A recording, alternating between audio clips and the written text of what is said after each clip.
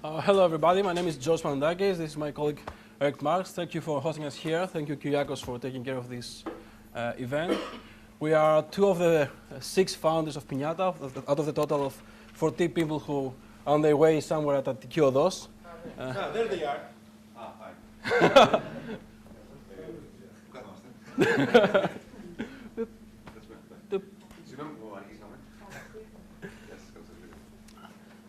So we are Pinnatta, and we are a mobile application.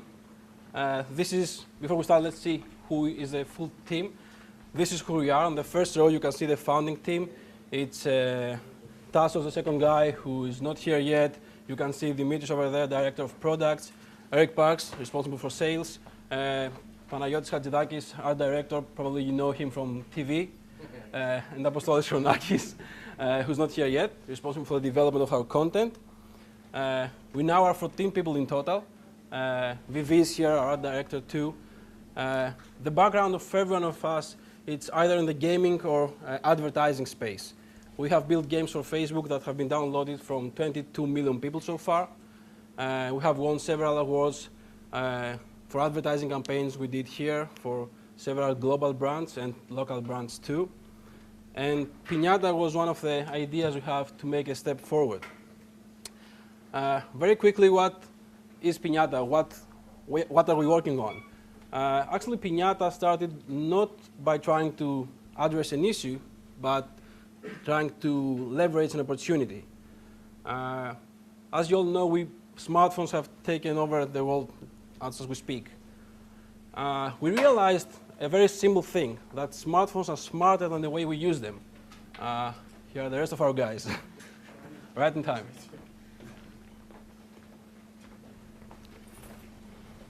Well, we're Greek, you know, everything's a bit later. Yep.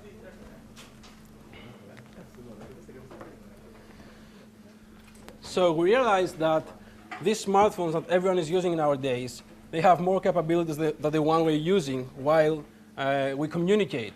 They do have sensors, touchscreen, multiple microphones and speakers. They allow us to access internet. They have GPS, so many things that we don't use when we communicate. We use them like our old feature phone. We either make a phone call or we send a message. And email, Twitter, Facebook, they are all the category of message. So there's a gap there. That was one thing we noticed. The second thing, and that came from our experience on social media, is that people are looking for new ways to express themselves. They're struggling to create content that actually express themselves. If you notice on Facebook, no one says, I'm sad today, I don't feel good today. They post a sad song. They post a photo that expresses his feelings. So it's crystal clear for us that people are looking for ready content, ready-to-use content that can probably personalize to express themselves and enrich their communication. So we combined those two, and we created the Pinnatta app, which is an application that allows you to exchange ready-to-use interactive messages with your friends. So it's a platform that takes care of the delivery of such content. It's rich multimedia interactive content. And on the top of that, there's a very big inventory of ready-to-use and ready-to-personalize messages that you can take, use, and share with your friends. So this is Pinnatta, and there's kind of business model innovation here because all these messages are in the category of virtual goods. Virtual goods is a very rough term. Virtual goods are some pixels saving a nice flower on Facebook. It's a sword that you can buy on Warcraft. It's some coupons that you can buy from your favorite, you can get from your favorite brand. But all these Pinnatta messages are under the category of virtual goods. And since now, for all the world, virtual goods was a way for people to monetize their service, their application, their game.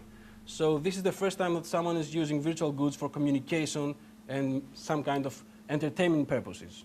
So there's some business model innovation here. Let me show you a short video that shows what Pinnatta is about. It's in our intro video, and I think we have done some great work here. I don't know if you can listen to music.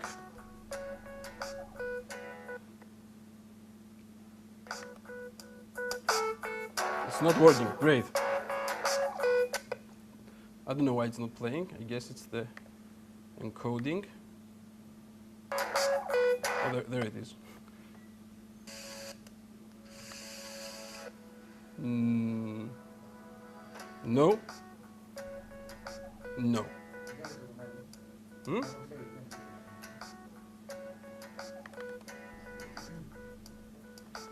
Well, let me try another player. Sorry about that. Shouldn't be like that. But it's really awesome, believe me. Yeah, that's true. Give me one moment. Let's see, it should be here, here. Any ideas what kind of program in this computer may play back MP4?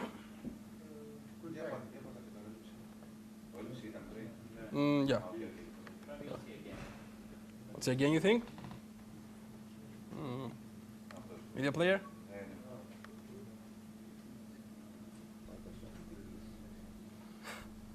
No.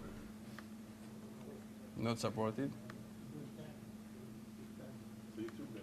I'll fix that and we'll come to that later. If you have the time, you can watch it on our website later. But I'll try to play back for you. Anyway, so when we finished and we completed the development of Pinnatta app, we realized that for addressing our own needs, because we create technology and we create content too. So we realized that we have solved a bigger problem than what we were trying to solve.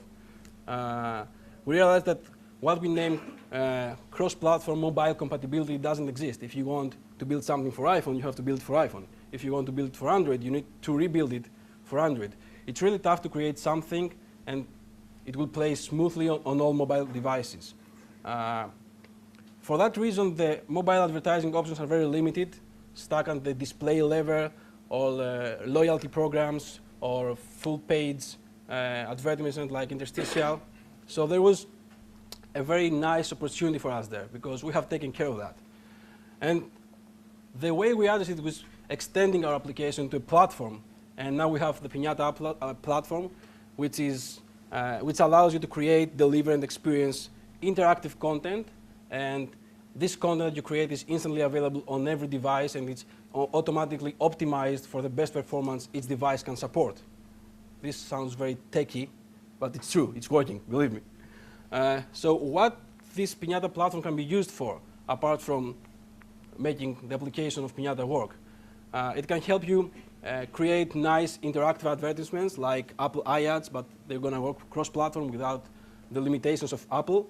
So it allows you to monetize your content or your application or your game. It allows you to create actual cross-platform applications and games. You build it one, it's available everywhere. You can create experiential content like Wired Magazine for iPad, more interactive content. And it'll also allow you to add the level of interactivity in every instant messaging or video service. For example, we can talk on Skype, and I can send you something interactive on the top of the video, like I tap on the screen and the cake is coming on your face or something like that. So it's making the existing communication services much more enriched. So at this point, I just want to make a small pause, and I will ask Eric to join me here and tell you our story, how we get here so far, and what steps we have done until now. Okay. So you should get that. All right, I'll get wired gadget. here. All right. Okay. So essentially, I'm going to do a sing and dance while George over there will try and make the video work. Now, as George pointed out, I hope that by now you get an idea about what Pinnatta is. Pinnatta essentially is a platform, and what we try to do is also see what other possibilities within our business model existed. And as George pointed out, there's also some interesting tech stuff. But startups are not only about the business side, they're also significantly about people and how they got there. Not on an aspirational level, but there are issues here, and I'd like to share a few things. First of all, the story kind of starts in September 2008. George pointed out that there are 6 founders. Essentially, there were 2 groups of 3. It was George, Tassos, and Apostolis, who were 3 guys who had been to Silicon Valley back when Facebook first opened its doors, and they were one of the first people who started working on Facebook, very successfully back then. So they had the know-how and all that, and then suddenly they came back to Greece, where they met 3 other guys, which were myself, Dimitris and Panayotis, who had been doing essentially marketing and digital web stuff. So there was a meeting of minds, normally there's a girl involved in this, there wasn't here, but there was a passion for games and innovation, and we saw that there's a common denominator between our teams. Therefore, we started working together, developing stuff. Time passed. Our team got bought up by Leo Burnett, back then the second largest advertising firm in Greece, and we started running their digital marketing department. So we had a lot of insight about how digital works and so on. And the guys did more and more stuff over Facebook. Eventually, their applications had over 23 million people on various forums across the world. So there was a lot of a nice skill set here. And we worked together from about October 2008 till June 2010, doing several stuff, a lot of it unsuccessful, a lot of it, trying to make stuff work, quite a few failures, quite a few other nice things, like Mind Game was an application which we developed on the iPhone, did quite well. How many downloads? About 30,000, which is a nifty number, but it was more or less a success case. We also did quite a few applications for the Greek advertising market, which we were selling. All this was cool, but we were seeing that we were essentially underselling ourselves as far as the potential we had. And in July 2010, we said that, all right, let's see what we want to do. And at that point, we did a list of ideas, and an idea popped out, which we called GIFT. Now, I need to explain here that gift.me was our initial name. Pinnatta is our rebranding, which happened over the summer. The reason behind the rebranding is actually one of those cases where you pivot over little things. Our idea, as you understood from George, is sending virtual items, across smartphone platforms. Now, that's fine, but over the past year, we've been inundated with applications that what they did was send actual items from smartphones. Applications like Wrap and Karma, which was bought out recently, and so on. So this created confusion among consumers and even investors about what we were doing. So after about a year, we decided to change the name. I'm just explaining why we call it the GIFT idea at this stage. Now, what we tried to do at first was bootstrap. So the idea was, we're making a profit. We're 6 guys working, somewhere in Athens. Why not try and keep some money aside? And, that helped that towards the development. It doesn't work, or it didn't work for us. Pretty soon, we were up to here with the rest of the work. And obviously, once you have, on the one hand, a paying customer, and on the other, the need about something you need maybe to do, when push comes to shove, that gets put to the side. So we figured this is going to be how it's going to be on, unless we focused and tried to make this work. And that's precisely what we did. So in August 2010, about 2 years ago, we decided, look, what we're going to do is we're essentially going to quit our day jobs, which was funding, and we're going to try and get funding to make this work. So the 6 of us started, and that's how the journey began. Now, there are 3 things we did, which is like, 101. It's not even 101. It's 05, whatever. It's the intro to things, which is 3 things: the business plan, the presentation, and the prototype. We managed not to do one of them, but my advice here is stating the obvious, and I will, because experience showed us that they don't do it. First of all, the business plan. You're here, which says that you're all motivated, and you also know that there's a process to the madness, as it were, a method rather. Having said that, our experience both here and in the Valley is that a lot of people don't go through the motion of doing this correctly. It is important that you do so. I'm sure we all have great ideas and they're all in our heads, but actually putting them on paper and planning it is an important process, simply for no other reason that A, you'll be asked, people to see it and you'll be judged by it. And the second aspect, which I cannot stress how important it was during that process we came across challenges and issues that were excellent feedback towards ourselves. In fact, as a side note, we had a discussion with one of our advisors, who George will mention, a very successful entrepreneur later on, a great success case, and he pointed out that the best material we ever made for our company going on was during the process of developing all the stuff needed to pitch. I'm not talking about the pitching process, I'm talking about actually functioning as a company later on and doing the business plan. So the business plan. Second is really, really, really important, as it turned out, was the presentation. Now, we had a bit of an advantage that we'd worked in marketing and advertising, So we knew that you need to polish things and make them look good. This is a big thing, as it turned out, because there's a Greek expression, which I won't translate, I'll just point in Greek, "ta πάντα εν σοφία ο Κύριος επίησε," which basically also means that, all things, God tends to have things, meets talents out equally. So most startups are excellent, for example, in engineering and business sense, but they don't have a lot of qualities as far as stuff like the polish and the look and so on. So our presentation stood out. I'll come to that later. Keep that in mind a bit later. And step 3 was the prototype. What we wanted to do needed a lot of content and a lot of development. So we did not have the prototype to start off with.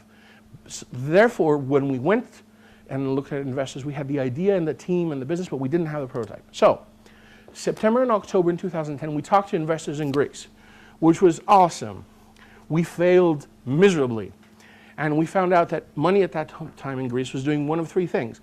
It was either leaving the country, okay, fair enough, or it was buying up dead competitors, or essentially it was investing in real estate, which is fair, because people invest in what they understand, and it makes perfect sense.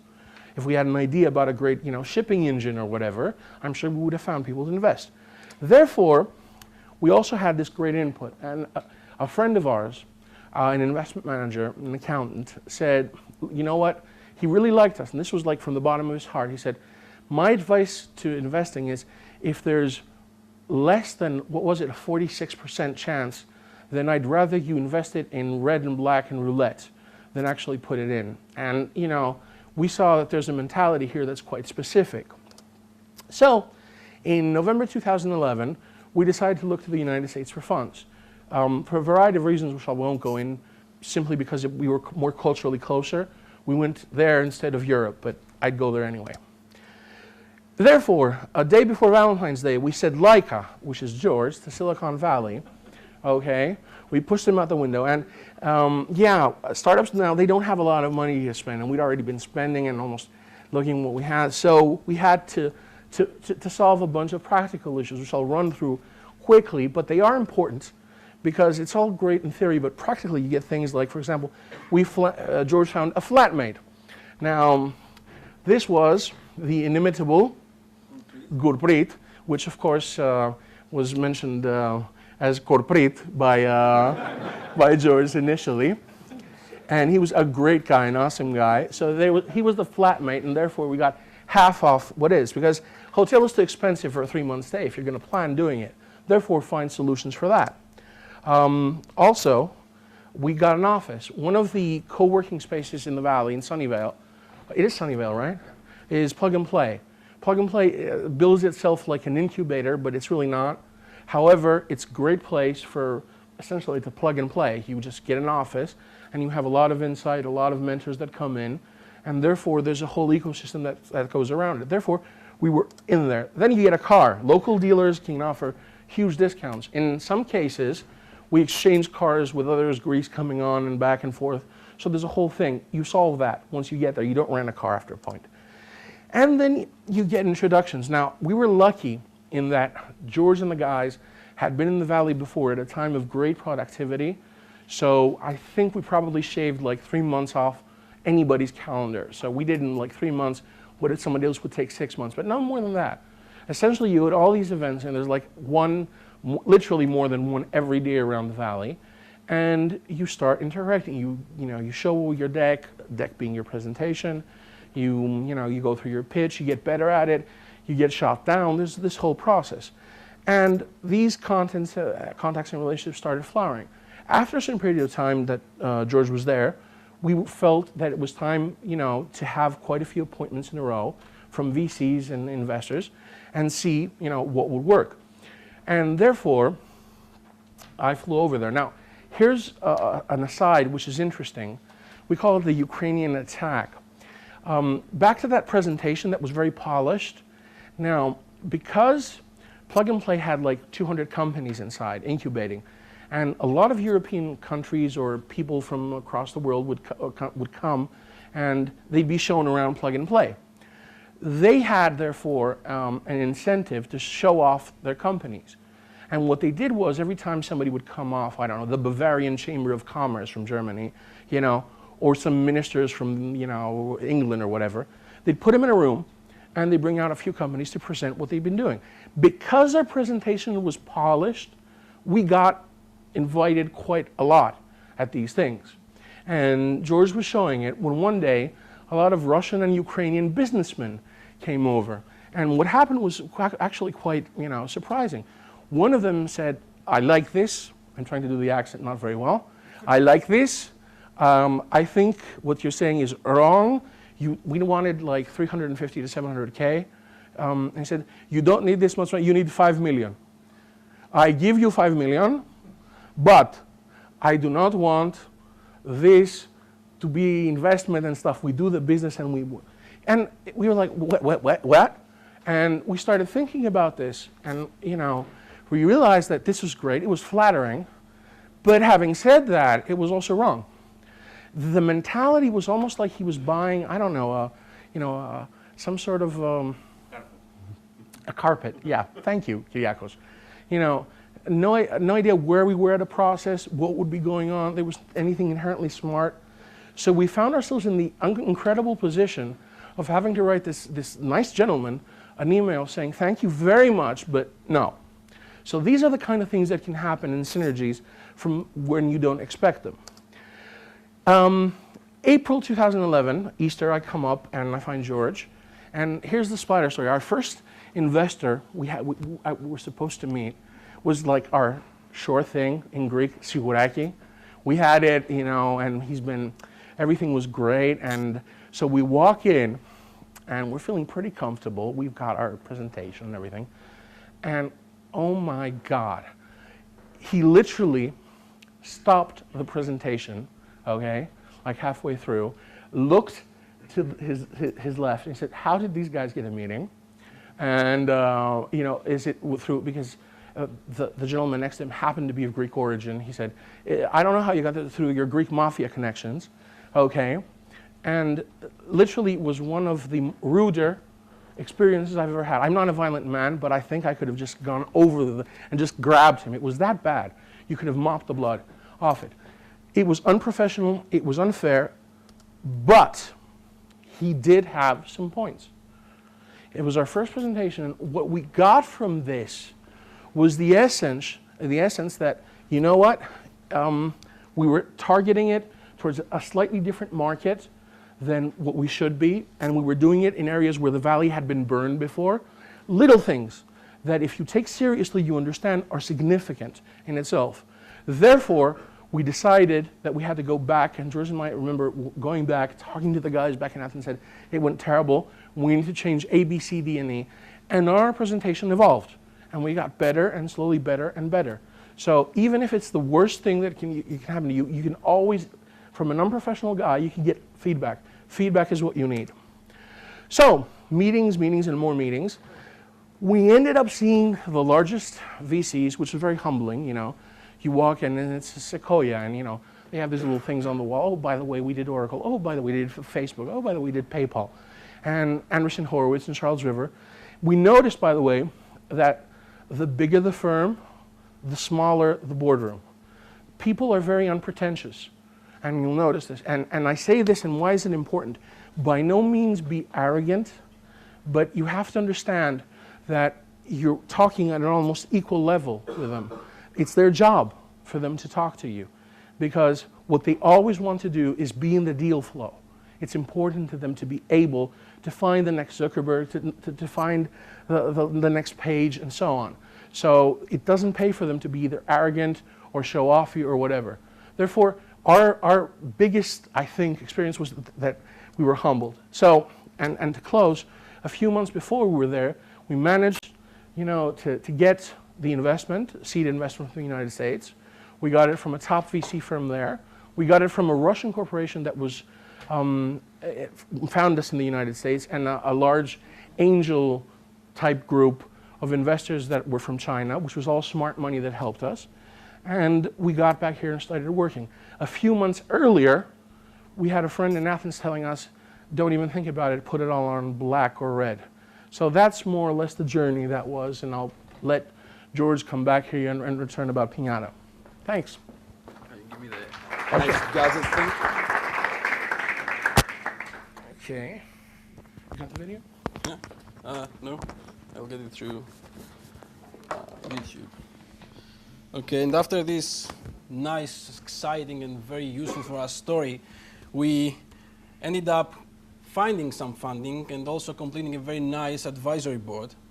And as Eric said, we got some nice seeding funds from a scout program from Sequoia, which since now it was quite secret. Now Sequoia have admitted that they were running this scout program. They haven't published yet the list with the companies being in the scout program, so we need to treat it carefully. We need some funds from Stamos Venios, one of our great guys, Greeks, who are both entrepreneurs and investors based in San Francisco. Serubik, which is a Taiwanese and, sorry, what? Δεν ακούγομαι. Is it better now? The guy from TV. So yeah, it's a Taiwanese and China-based super angel fund, and iFree, which is a mobile advertisement company. Think of them like Upstream of Russia. They have more than 100 million user base. They also have a presence in India, Brazil, and China. And they saw in what we do an extension of their services. And we also have Tasso Argyros, probably some of you know Tasso, and Andrew Wright, who are both advisors and investors, investing some of their own money and bringing to the table a lot of know-how, connections, experience on the industry. And we also have a very complete, and we are very proud of them, advisory board. Kyriakos, all of you know them, is the only Greek guy in this amazing advisory board that we have formed. I guess you know Kyriakos, I won't go into his specialties. Andrea Melea, who has been working for Apple for more than 10 years. He worked as an evangelist of PowerPC and at the executive marketing team of Apple. He now helps us with the business development. Deepika Bajaj, who has very long experience in marketing. She has been voted among the 10 most influential women in technology in the Silicon Valley. She usually worked with gaming companies. Now she works for Capcom. She helps us with the marketing, apparently. And Corey Geiger, who brings on the table more than 25 years of experience in top-level management. He has been working with companies from Spain to Mexico to Canada to United States, everywhere. He's helping us with the strategy, business development, and company structure things overall. We're very proud of them. And since now you have heard who we are, our whole team, what our project is about, and how we got the first funds to complete the project. So going to the business things, how we're going to make some money from our platform and our application. As you see, we have a very long list, and it's kind of weird for a company, a startup, technology startup, to know from the first day how they're going to make money. We do have some revenue streams that come from within the application, like we're going to offer premium content and sponsor content. And we also have some B2B revenue streams like licensing platform, offer paid services, OEM the platform maybe. This is a slight opportunity on that. And we also want to offer tools for developers and designers, so we're going to have revenue shares and subscription model there. So what is our market? Who are we targeting to? We're in this weird position that our service, our platform, steps on several different industries. Apparently every smartphone user is a potential customer for us. We do step on virtual goods industry, which is a 12 billion valuation those days. The expectations for 2015 is 22 billion. We are looking to take a cut from the mobile advertising budgets. Now it's at 6.6 billion. The expectations and the projections for 2015 is 24 billion. So they're both super exploding industries. And of course, we're not going to replace text messages, but we want to take a small chunk of the messages people exchange. And this is a really huge industry, now being valued at 200 billion, expecting to grow up to 335 billion, in 2015. So who do we have to compete? From who we need to be better? In fact, as as deep as we looked, there is no one doing exactly what we are offering those days. There is no direct competition to us. You can see several layers of what we do in other services and other products, but no one doing exactly what we do. But we do have a lot of potential competition because of the opportunities that the platform gives us, and we may have some competition if we pivot and we turn into the mobile advertising, if we go to become a messenger, an exclusive messenger, and nothing more than that, or become an e-card company. In any way, we do have some advantages. The technological barrier is quite high. When we started, we were thinking that it's going to take us 3, maybe 4 months to develop the whole platform. Well, we failed big time in this projection. It took us more than 11 months to complete the development, and we did have the know-how, the vision, and money, and people to build it. So it will take the same time to someone if he's going to start today. Since we have built it and we have the technology and everything in place right now, we do have a first mover advantage. So this is quite important for us these days.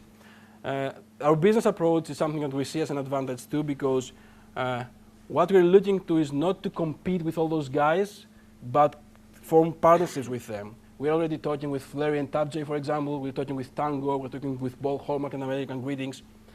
Our approach is to go them, offer our service and technology, bring extra value to them that they can offer to their customers, and revenue, and share the extra revenues from that. So this is something new. We're not going to compete them. We're going with them. The production cost is another big advantage because most of our team is based in Greece. Our headquarters in the Silicon Valley, in Sunnyvale, as I pointed out. But our production is here in Greece. We have 14 people here. So the cost is really low on that. We do have the chance to pay 4 or 5 times less money for super talented people that we should have paid if we were in the Silicon Valley. And that's a great opportunity because we can have more manforce. We can make more things in less time. It gives us an advantage. And the fact that we have already created a big number of content, of Pinnatta messages, of advertisement campaigns, it's already an advantage too. If someone starts today, it will take them time to create the amount of content we have already in place. So this is something that gives us a step forward. So at which stage are we now? What are we looking for? We're looking to raise some more funds. The reason is that we have completed development. It's now time to go out there and show it to the people. So we need to spend some good money in marketing. We need to expand the US team because this is our market. We need to move some of our people from here to there and also hire some people in the business development side and marketing there. The idea behind it is that we're going to keep the production here, but all the business side, customer support, sales, marketing, business development, top management, everything is going to be there because it makes such more sense. We need some funds to boost the sales. We're almost at the stage that we want to file some 4 patents. We have more than 5 or 6 things that we think that are patentable, and we want to file for them. It's a great opportunity. It gives us some protection against other patents that we may be violating, and also increases the valuation of the company. And of course, we need to pay our guys until we become profitable, until we raise the next round of funding. So some things that we have learned so far by experiencing this great adventure so far. First of all, the team is the most important thing of all. I have seen teams getting funded. I have seen teams survive, good teams surviving, but a good idea by itself won't survive. So you need to find partners that will share the same vision with you and will also complement your skills. That was one of our big advantages. We were 6 guys initially that were completing skills. We were covering from engineering to marketing to graphics to everything. We could complete the project by ourselves. The second thing, Eric, I think he mentioned very well, you need to be more than 100% dedicated to your project. You can't try to make something big and make it on your part-time, on your extra time. You need to focus. You need to put all your effort, all your time, all your power in that.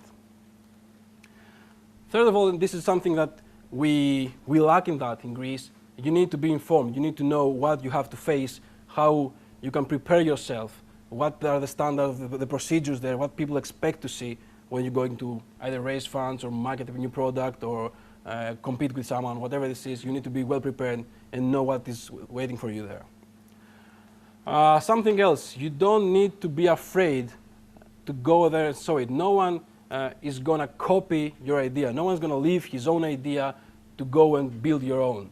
And if this happens, and if he's better than you, it means that he will always be better than you. So there's no need to be afraid of the competition. The competition is a very good thing. It can only help you to become better. Money. Most of the cases need money to be implemented. You don't need to look just for money. Money by itself is not something special. You need to look for smart money. You not just the investor will select you, but you will need to select your investors too. You need to know who will bring more than simple money on the table, who will have the right connections, who have portfolio companies that you can work with, who can give you know-how in areas that you don't have, who can help you scale. All these are very important. You need to look for smart money, not just money. And you need to be very quick, especially in the mobile industry, the industry that we are into. You need to move very, very fast because opportunities are passing by really fast. And if you cannot adapt, then you're going to lose it. And someone else is going to take this train, and someone else is going to become successful and not you. And some final thing, you have to know that as good projections you can do, as good planning as you can do, it always takes twice the time and twice the money that you have expected to. So this is something that you need to be prepared and not let it take you down, but make you stronger, and it's something normal. That was all. Thank you for your time. I hope it wasn't that boring.